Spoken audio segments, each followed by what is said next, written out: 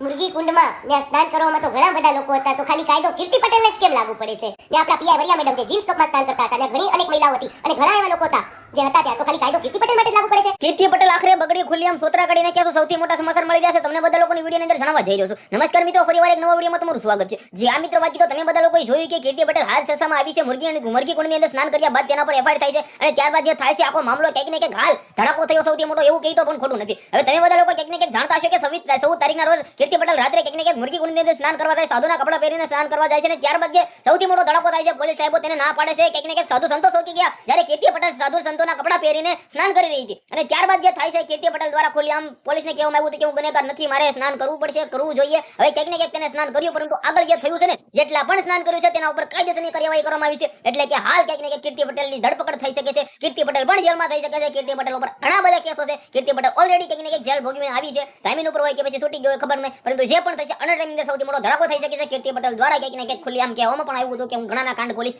કોના ન ખોલીશ, એ તો કોઈ પણ પ્રકારના ખોલ્યા નથી. કીર્તિ પટેલ દ્વારા એવું કહેવામાં આવ્યું હતું કે મારા ગુરુ દ્વારા મને ના પાડવામાં આવી છે કે મારે કોઈ પણ પ્રકારના લાઈવ તમારે લાઈવ કરવાની જરૂર નથી, અને કીર્તિ પટેલે લાઈવ પણ ન કરી. એ પણ લાઈવ કરવા માટે પણ લાઈવ પ્રૂફની સાથે સબૂતની સાથે કંઈક ને કંઈક કાંડ બહાર લાવવાની તો કોના હતા, શું હતું, હું હતું, ફલાણું હતું, ઢીકણું હતું, એ તો ખબર નહીં, પરંતુ કીર્તિ પટેલ કંઈક ને કંઈક લડી લેવાના મૂડમાં છે. કીર્તિ પટેલ કંઈક ને કંઈક આવનારા ટાઈમની અંદર બગડી શકે છે અને ખુલ્લી આમ સૌથી મોટો ધડાકો કરી શકે છે. જે પણ આવશે તમારા સુધી જાણકારી પહોંચાડતો વિડીયો શેર કરો. આજના વિડીયોમાં આટલી જ માહિતી. આપણે નવો વિડીયો મળી જશે. બધા લોકોને દિલથી ધન્યવાદ. જય હિન્દ, જય ભારત.